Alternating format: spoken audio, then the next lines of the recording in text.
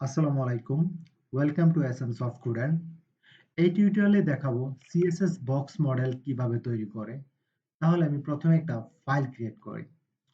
Right button click করে নিউতে যাবেন, তারপর হচ্ছে টেক্সট ডকুমেন্ট, এরপর আপনি ফাইলের নাম দিবেন। আমি দিলাম CSS box model, just box দিলাম। ওকে, ডট এইচটিএমএলটা দিতে হবে, এটা হলো এইচটিএমএল এর এক্সটেনশন। ওকে, জাস্ট এন্টার দিলাম, ইয়েস। এখন এটাকে আমি এডিট উইথ নোটপ্যাড প্লাস প্লাসে ওপেন করব। রাইট বাটন ক্লিক করে যে এডিট উইথ নোটপ্যাড প্লাস প্লাসে যাবেন। এরপর এইচটিএমএল এর যে বয়লার প্লেট বা এইচটিএমএল এর যে বেসিক ট্যাগগুলো আপনি নিয়ে আসবেন। এইচটিএমএল, ওকে, জাস্ট আমি টাইটেল লিখে দিলাম CSS box model, CSS box model, box model. Okay, এখন যেহেতু আমি একটা সিএসএস বক্স মডেল তৈরি করব, আমি প্রথমে একটা ডিভ নেই, ডিভ ডট ক্লাসের নাম দিলাম বক্স। আপনি ক্লাসের নাম যে কোনো কিছু দিতে পারেন, নো প্রবলেম। যেহেতু আমরা বক্স মডেল তৈরি করছি, এই কারণে ক্লাসের নামটাও দিলাম বক্স। ওকে, এখন আমি কিছু ডামি টেক্সট নিয়ে আসি। ডামি টেক্সট নেওয়ার জন্য একটা ওয়েবসাইট আছে, এর নাম হচ্ছে lipsum.com। এখান থেকে আপনি নিয়ে আসবেন lipsum.com বা লরেম এপসাম দিলেও আপনি এই সাইটটা খুঁজে পাবেন। তো আমি এখান থেকে ডামি টেক্সট নিয়ে নিই কিছু, কন্ট্রোল সি দিয়ে কপি করে নিলাম। এখন আমি জাস্ট এখানে দিয়ে দেবো, ওটা আমি পিটেকের মধ্যে রেখে দিই, পিটেকের মধ্যে দিই বা ইচ্ছা আপনার।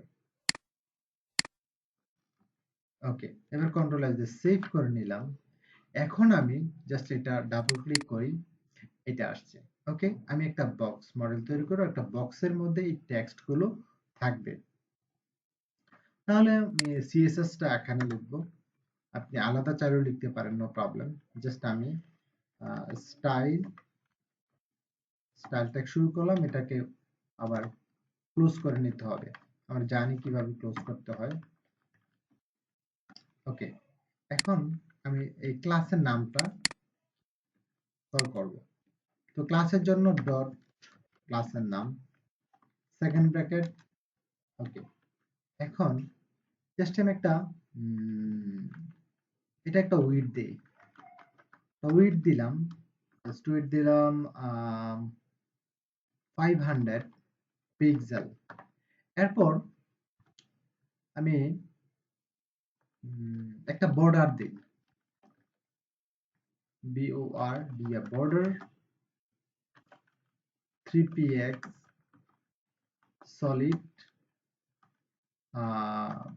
সলিড দিলাম হচ্ছে রেড কালার দিলাম, কন্ট্রোল এস দিয়ে সেভ করলাম। এখন আমি রিলোড দিই, এই যে দেখেন একটা বর্ডার চলে আসছে, উইডথটা হচ্ছে 500।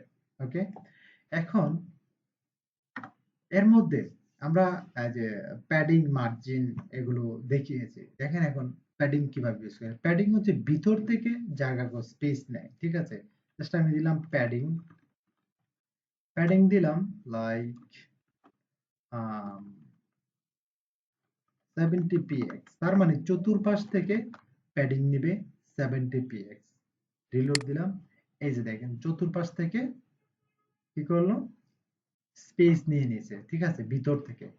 এরপর আমি যদি চাই যে মার্জিন দিতে, মার্জিন কি এই বক্সের বাহির থেকে, মানে এই যে বক্সের বাহির থেকে এদিক থেকে এদিক থেকে দেবে। আপনি প্রথম আমি একটা ভ্যালু যদি ইউজ করি, তাহলে চতুর্দিক থেকে নেবে, যেমন মার্জিন লাইক দিলাম হচ্ছে 50px, কন্ট্রোল এস দিয়ে সেভ করে নিলাম।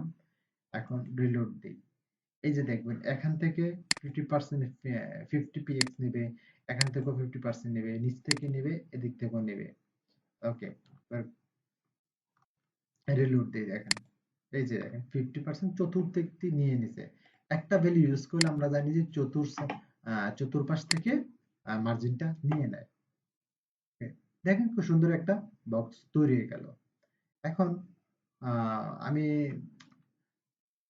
এটা আরেকটু বাড়িয়ে দিই, লাইক হচ্ছে প্যাডিং বর্ডারটা যদি আমি দেই লাইক কত দেব, 30 দিলাম, কন্ট্রোল এস, আপনি কন্ট্রোল এস দিয়ে সেভ করে নিলাম, রিলোড দিলাম। এই যে দেখেন এইভাবে একটা সিএসএস বক্স মডেল তৈরি করে ফেললাম। তো ভিডিওটি ভালো লাগলে অবশ্যই শেয়ার করবেন এবং এই চ্যানেলটি সাবস্ক্রাইব করবেন। এটা হলো একদম বিগিনার থেকে অ্যাডভান্স লেভেল পর্যন্ত এই টিউটোরিয়ালগুলো হবে। তো অবশ্যই শেয়ার করবেন এবং সাবস্ক্রাইব করবেন। Thank you so much. এই হচ্ছে চ্যানেল, সাবস্ক্রাইব করে নেবেন, তারপর হচ্ছে আপনি এই যে বেল বাটনটাতে আপনি প্রেস করে নেবেন।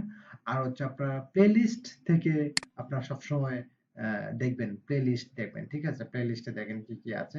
এক একটা আপনার যেটা প্রয়োজন ওই প্লেলিস্টটা ধরে ধরে আপনি প্র্যাকটিস করবেন, তাহলে এটা খুব সহজেই শিখতে পারবেন। তো ভালো থাকবেন, আল্লাহ হাফেজ।